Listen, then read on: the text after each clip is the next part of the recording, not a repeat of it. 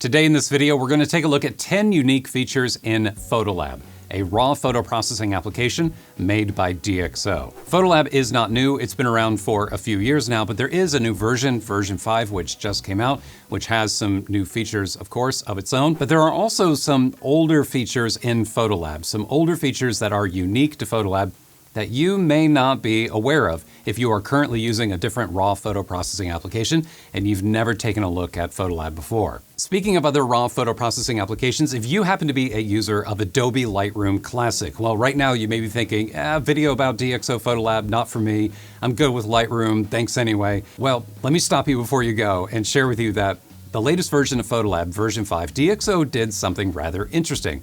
They incorporated round-trip raw photo processing and editing between PhotoLab and Lightroom. So you may begin a raw edit in PhotoLab, then bounce that raw file over to Lightroom, continue working on it there, or you can do the opposite. You can take a DNG file from your Lightroom catalog and kick it over to PhotoLab.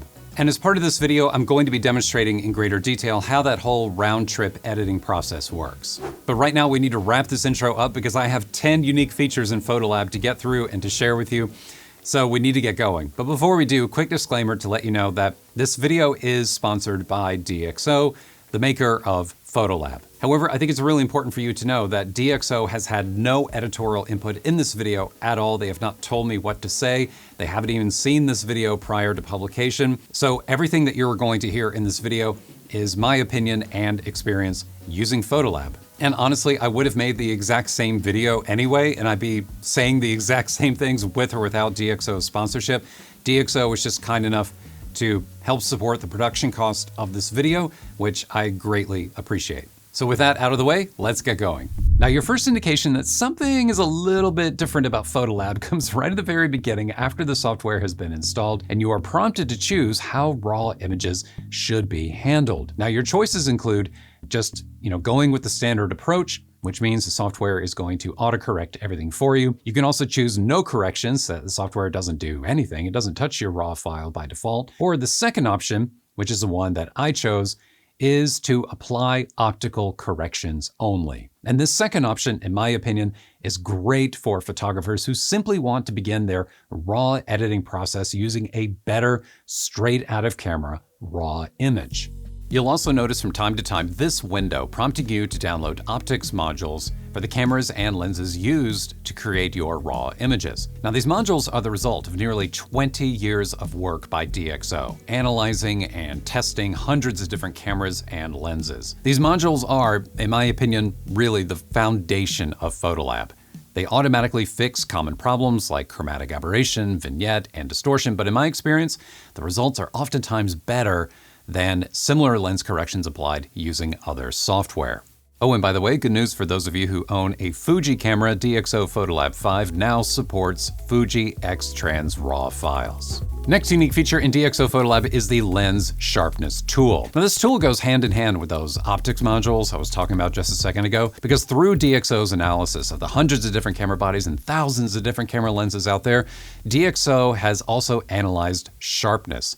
They also know down at the pixel level where a lens tends to be sharp and where a lens tends to be not so sharp. So the Lens Sharpness tool over here in the right column, when you enable it, what it does is it is applying sharpness at the pixel level, at like the micro level, instead of just applying a blanket sharpening value and applying just sharpening uniformly across the entire image. It is applying sharpening in a tailored approach in order to make the sharpness of your image more even from corner to corner and edge to edge. Now, if for some reason you want a more traditional sharpness tool, you can also turn on Unsharp Mask if you want to use that. That's another sharpening option, of course. But DxO does recommend, if you want to be sharpening your image, to be focusing your attention on the Lens Sharpness tool. And really all you have to do is just turn it on. And over here in the right column, you will see these little magic wands, which means that the appropriate sharpening level, according to DxO's data and information, has been applied to the image. And there's nothing more that I really need to do. But if I really want to, go in and fine tune some of this. And by the way, Some of this is probably going to be impossible to see, in a video on YouTube. But I can tell you, just sitting here in front of my BenQ monitor, turning this on and off, I can definitely see the difference in sharpness in these rocks and all these little micro details in here. So if you're the kind of person, if you're someone like me and you like to, like pixel peep your image and, get down to the pixel level and look at small details, and you're passionate about detail and sharpness, the lens sharpness tool in PhotoLab is definitely worth checking out. Next unique feature, DeepPRIME noise reduction. This tool naturally removes digital noise from your raw images without adversely affecting detail or sharpness. And the results can sometimes be truly incredible, especially when processing older raw files. For example, here's a shot that I captured in New York about 7 years ago using an old Canon DSLR. Now, not a bad camera by any means, but its ISO and low light performance weren't exactly the best, and I was shooting indoors and my ISO was fairly high. And we can see noise in this image by zooming into this area up here. This area up here, you can see this digital noise that looks blocky, and there's color noise happening. There's like random pixels and bits of color that just don't belong here at all. And now here is the same raw image processed using DeepPRIME noise reduction in PhotoLab 5. Everything I just pointed out is now gone. And most importantly, you'll notice that the detail in the architectural elements up here, they have not been adversely affected. They haven't been softened or blurred, which can sometimes happen in other raw editing software when aggressively applying noise reduction, when applying noise reduction at a similar level to what we're seeing here in DeepPRIME. But there's something going on with DeepPRIME behind the scenes. DxO claims that there's some AI and machine learning going on where it knows the difference. It knows the difference between, what is noise and what is detail, and it's able to effectively separate the two and achieve the results that you're seeing here. Next unique feature is no image importing. Sometimes the lack of a feature can be a feature unto itself because DxO PhotoLab, unlike other raw editors, does not import photos to a library or catalog. Instead, you just simply browse for images on your local hard drives and then edit them directly where they are. And this removes a rather common source of confusion, especially for new users, regarding where exactly their images live. I mean, where do they go? Where do they exist physically after they've been imported into an application? Well, PhotoLab keeps it simple by just letting you browse your hard drive, which is great because then you are in control of where and how your images are organized. Now, there are some organizational tools in PhotoLab if you want to group images together, and to do that, you create projects. You create a new project, and then you drag and drop images from your local hard drive into those projects. Now, those images, the files, they don't move, they stay exactly where they are. You're just creating references to them in these project folders. Now, one tip here before we move on, if you are editing images in a project and you want to browse other images in the same local folder where all those raw files are, you may right-click on a project image and select Reveal Image Folder. And this switches your view to the local folder containing the selected image.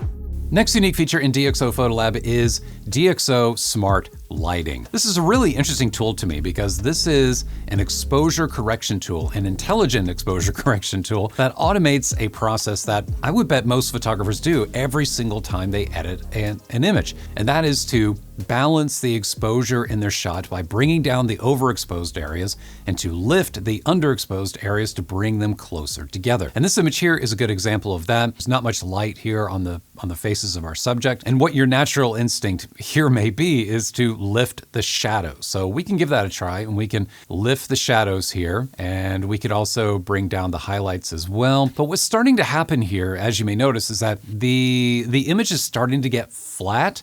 It's like too much light is being introduced into the shadows, and it just doesn't look particularly natural. It's starting to take on kind of an HDR look.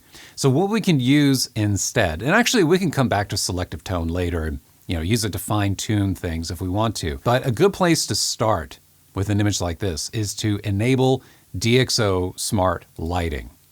And when we enable it, you can definitely see the difference.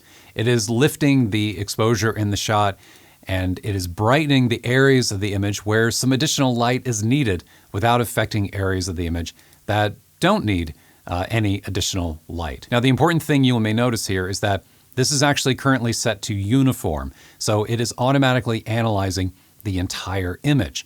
But because we have people in our shot, this is where things get interesting.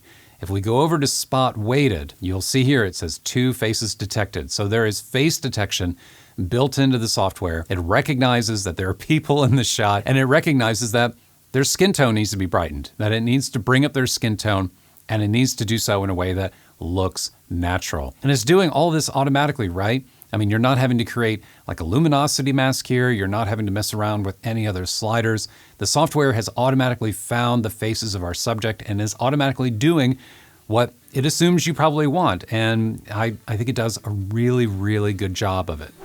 Next unique feature is DxO ClearView Plus. This is a tool that automatically removes atmospheric haze, pollution, mist, and fog from an image in order to improve the clarity of your shot, but without negatively impacting areas of your image where there is no problem with clarity. For example, this shot here, this is me actually, from a recent trip to Iceland. And as you can see here in the foreground, there's no problem with clarity. Everything's perfectly clear here in the foreground, and the same over here to my left, but over here on the right side of the image, and definitely, deep into the landscape back here, clarity really begins to get soft and the contrast really begins to drop. Now, if you wanted to address this problem and you wanted to introduce some contrast into these areas of the image, but without affecting these areas here, well, it's really simple to do with the ClearView Plus tool. You just enable this, and it automatically detects where the areas of the image are that need a little helping hand, and then it leaves everything else alone. And I can just toggle this on and off, and you can see how selective it's being with its adjustment. Now, if the adjustment is too strong, and by the way, we can go even stronger here if we want to, but I think that's a bit much. We can dial it back down. We can pull the intensity back down a little bit. And, you don't need to go too strong with this stuff. I think, me personally, this is a subjective call, but I kind of like for there to be some atmosphere. I don't want to remove all of it, at least with this particular image. So I'll just bring it back down to somewhere around like 18, something like that, and then toggle this on and off. And I think that looks a lot better. Now, this is similar to the dehaze tool that you will find in some other raw editors. But I think one of the interesting differences with ClearView Plus is that it is very selective and it's very targeted with the adjustments that it's making. Next unique feature in DxO PhotoLab 5 is hue, saturation, and luminosity. Now, I know what some of you may be thinking right now. You may be thinking, well, that's nothing new. We have HSL in other programs as well. And that's true. However, the HSL tool in DxO PhotoLab 5 is rather different and it's unique. And there's actually some pretty wild power underneath the hood that you may not be aware of. So let's begin by activating the HSL panel here. And the panel is divided up into different views or different channels. So this main channel here, this is the white channel, and this affects all the different color channels in the image. Then we have channels for red, orange, yellow, green, and so on. And when you click on one of these colors, the inner portion of the wheel automatically selects a predetermined range of hues within that particular color. So when I click on green, green affects these specific hues, but I can actually make adjustments to that. I can push this more towards blue if I want to include more blue tones with this selection. And I can also push this more towards yellows and reds if I'd like to. And while you're doing this, by the way, if you hold down Command and then move the hue selection here, you can see what is being selected by the tool. So now that we have our selection, this is where it gets pretty wild. In most applications, you can only push green, for example,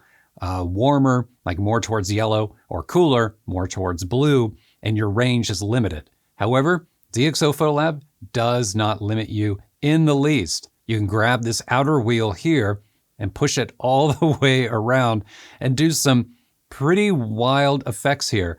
Like this is a very like infrared kind of look here. If you're going for like that Kodak aerochrome kind of look, you can easily do it just by pushing all the greens and the yellows in your shot towards pink and towards red and magenta. Obviously, the usefulness of a feature like this is somewhat limited, But for some people, I mean, I could definitely see some fine art photographers, some commercial photographers, some people who really like to push and manipulate the hues in their image in order to make a stronger artistic statement with their images. It's not just like a clever, fun thing to do to make infrared images. Like, this is something that has real creative usefulness and application. And then what's also interesting is that down here in these sliders, you have, the typical adjustments you would expect in order to affect the saturation of that color. You can also affect its brightness if you want to change that. But then we have this really interesting tool here called uniformity. And uniformity, when you turn this up, it's effectively bending more of the hues closer together. Instead of them being further apart on the color wheel, you're pushing them closer together to create a more uniform color. So there's less variation in that hue within the colors in your image. So you can pull this all the way down if you want to, and then there's no uniformity at all between them, or a little uniformity. But then if we push it all the way up, well, everything is pretty much the same color. And this is actually a standard practice in landscape photography too, in order to kind of like calm an image down and to reduce some of the visual noise and distraction of the shot, is to bend similar hues closer together to create kind of like a more pure image and to almost purify the colors and remove some of the variation. Next unique feature in PhotoLab is sharing. This is such a small and seemingly unimportant function in the application. Perhaps for some people it will be, but to me, it's really helpful. And I think that PhotoLab just did such a nice job with this compared to other raw editing applications out there. And maybe some of this is only applicable to Mac OS. It may be different on Windows, but on the Mac, all you have to do is just select the image that you want to share in the photo library. Then you come over here to this little share icon, and you get this drop down here, and you can export to disk, which is normal. I mean, that's a pretty standard thing. So I'm just going to do messages here. And when you do messages, it'll ask you, how you want it to be, like how you want it to format this. Do you want all the corrections, just some of the corrections, JPEG, TIFF, what kind of file, resolution, the resizing mode, whether you want some sharpening, watermark, all this other stuff. And when everything looks good, you just click export. And then check this out. You get this little modal inside of PhotoLab. This is so cool. And I could actually send this to myself if I want to. I can type a message and click send, and off it goes. And that's it. And I don't have to do anything else. Now, for some of you, this local adjustments tool in PhotoLab 5 may be a little nostalgic. At least I hope it is for some of you. I hope I'm not the only one old enough to remember this, but I'll show you what I'm talking about. So when you click on local adjustments, you then click on the area of the image that you want to affect. So again, I'd like to bring down the heat of the highlights here a little bit. So I'm just going to click on that. And the local adjustments tool here is automatically creating a luminosity mask. Now, this is the nostalgic part here. This is borrowed from the old Nick collection. And when this came out back in the day, I mean, this was quite revolutionary. This was a pretty big deal. And the way that this works is right now the mask is on. So anything that's white is going to be affected by the adjustment that I make, and anything that's dark is not going to be affected. Now, when you click on, when you create a control point, you can actually grab this control point and just drag it to something else. You can drag it to the rock and check that out. I mean, now we are selecting all of the darkest pixels in the image. We are selecting the dark tones in the rocks and in the sand in the foreground, and the sky is no longer selected. So let's drag this back over to here. Now my options here, I can go through and start affecting light. I can be adding exposure, adjusting shadows, highlights. You can also go in and start playing around with vibrancy, saturation, tint, temperature, and hue. And you can also mess around with the optics. You can increase or decrease sharpness in addition to blur. Now again, what I would like to do is bring down the heat of this particular area. So I'd like to bring down some of the brightness values there. And I can either use the exposure tool in order to do that. Or if you double click on the tool, by the way, it resets to the default value. Or I can just target the highlights and pull that down a little bit. And we're starting to get a little more color. We're starting to get a little more detail in that area. And it's not looking quite as hot as it did before. Oh yeah, and one thing I forgot to mention is that if you come up here to the right column, and then you click on the local adjustments tab here. Here is where you have additional tools to be controlling the mask selection that you're making. So you can adjust the luminosity range of your mask.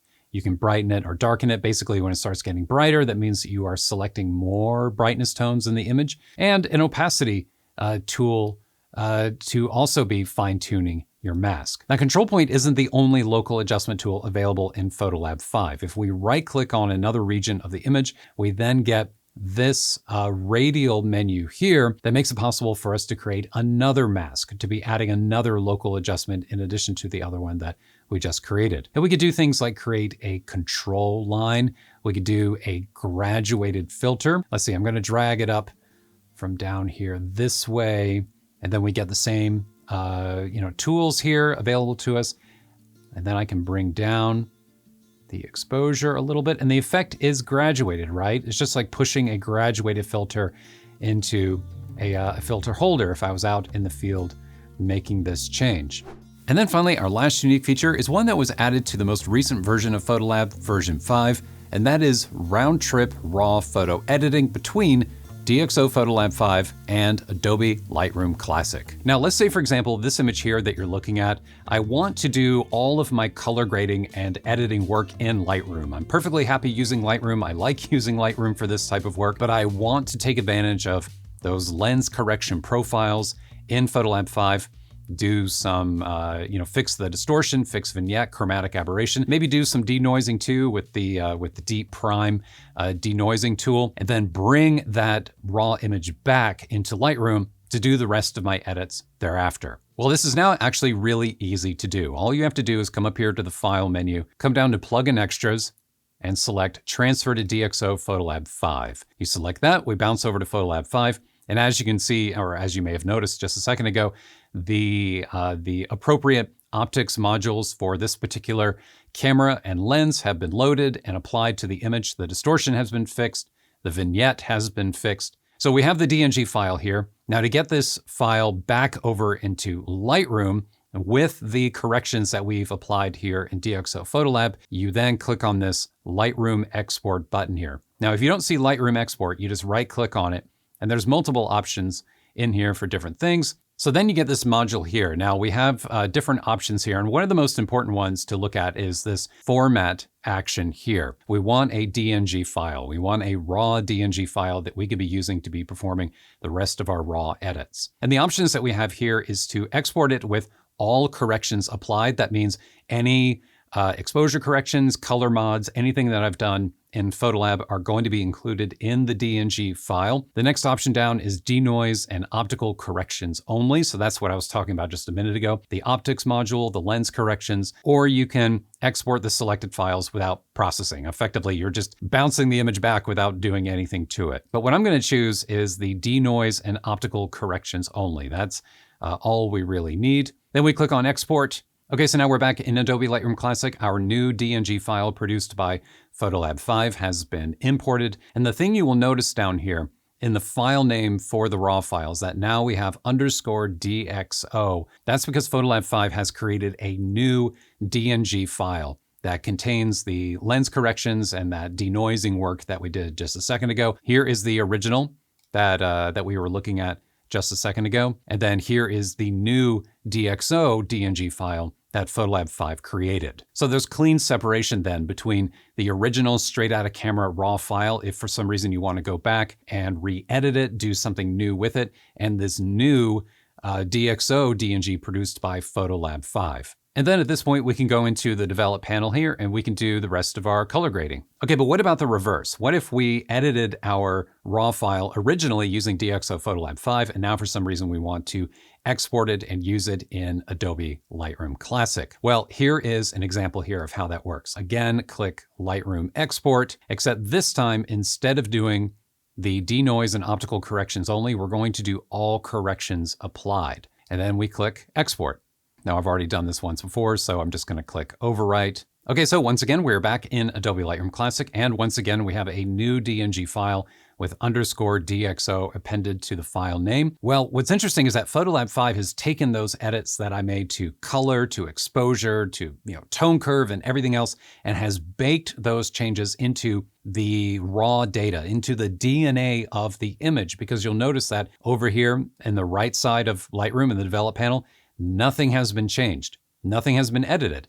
They're not trying to remap values from, a slider in PhotoLab 5 to a slider in Lightroom. Instead, they just bake it directly into the DNA of the image. And I know that's true because if we come back out here and go back to, and I'll show you the original RAW file. This is the actual original RAW file, and this is what it looked like straight out of camera. So in summary here, whether you are primarily an Adobe Lightroom Classic user or a DxO PhotoLab 5 user, you can work in both applications. You can be editing your RAW files using both, which is really great because then you have the best of both worlds, because then you're able to use whichever tool sets you want.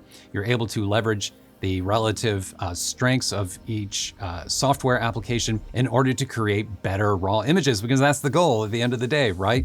All right, hope you enjoyed this rundown of 10 unique features in DxO PhotoLab 5. I would love to know, if you are a PhotoLab user, what did I miss? Is there anything that should have been on my list? Please let me know down in the comments below.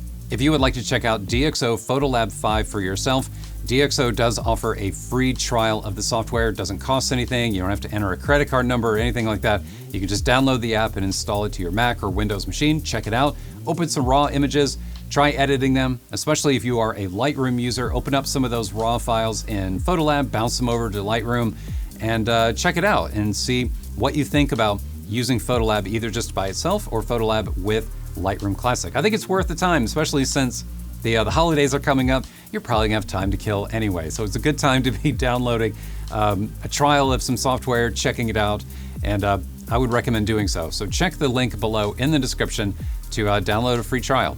Speaking of downloading a free trial, while you are at the DxO website, I would also recommend downloading a free trial of another DxO application that was recently updated, and that is FilmPack 6. DxO FilmPack is a collection of classic black and white and color film emulations that you may use to magically transform those flat gray raw files into images that appear to have been shot using classic films made by Ilford, by Fuji, by Agfa, by Kodak, of course.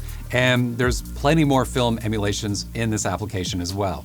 And one of the cool things about FilmPack, in addition to all the classic film emulations that are included, is the fact that FilmPack functions as both a standalone application. You can just open an image directly in FilmPack and transform it, or you can also use FilmPack through PhotoLab. It actually unlocks some unique features and capabilities in PhotoLab. You can transform your images using those classic film stocks in PhotoLab.